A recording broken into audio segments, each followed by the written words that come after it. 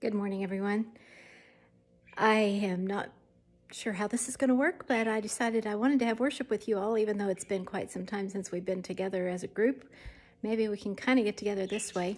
You can see it's already March 31, and it's been quite some time since we've all been together.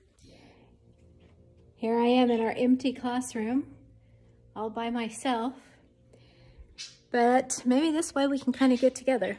So here I am coming over to worship. Time to come to worship, everybody. Come join me in the worship area. And I'm going to read a story to you that I think is kind of fun. I loved seeing many of your prayer requests that you posted on our Google Docs Drive. I've been praying for those prayer requests. And if you have something else of praise or prayer request, just put it on there and we'll pray together and for each other as our classroom family. So I'm reading a little bit of some true stories the next few days, I hope, if this works all right, about some people who love Jesus, who were pioneers. That means they did some of the very first things to let other people know about Jesus, and they were brave. This story is called The Small Woman. Born in London to a working-class family in 1902, Gladys Aylward had one wish. She wanted to go to China as a missionary.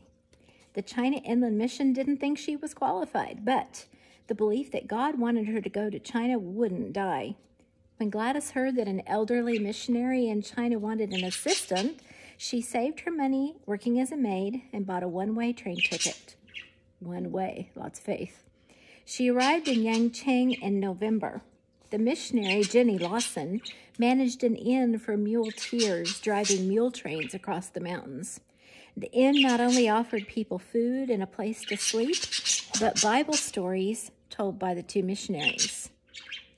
They're kind of interrupting worship like they usually do. They get all excited when somebody comes over close to them.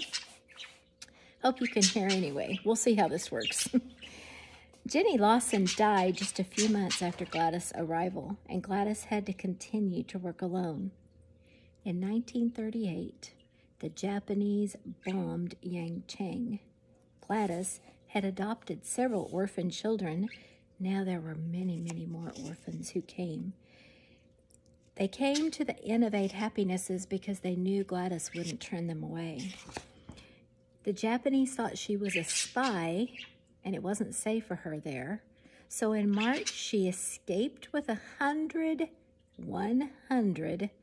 children over the mountains to the next province. 1 month later, she got there safely without losing a single child.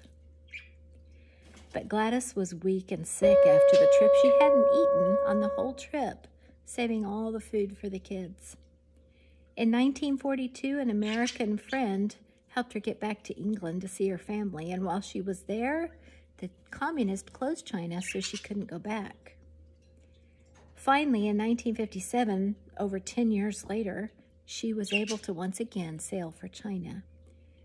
And she started an orphanage, and soon she had another 100 children.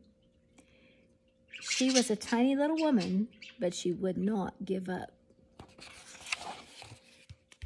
Short story. I know we usually have a longer worship, and I usually have you here to talk to and share your stories and your thoughts and your needs and your praises. And I just hope you're having a wonderful day.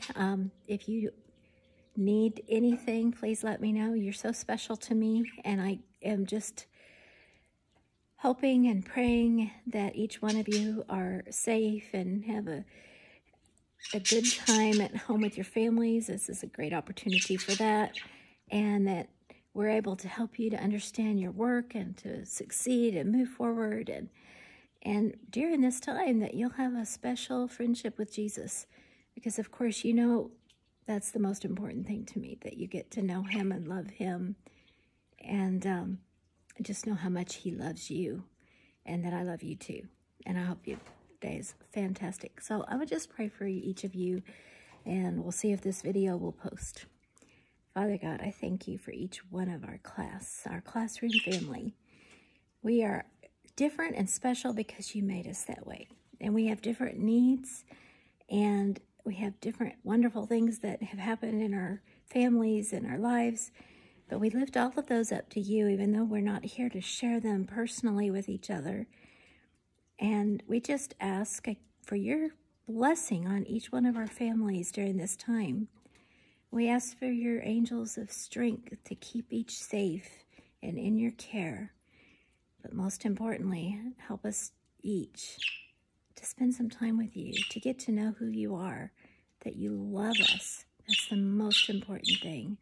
And that we can love you back, to be your child. Thank you for answering my prayer. Amen. Have a good one.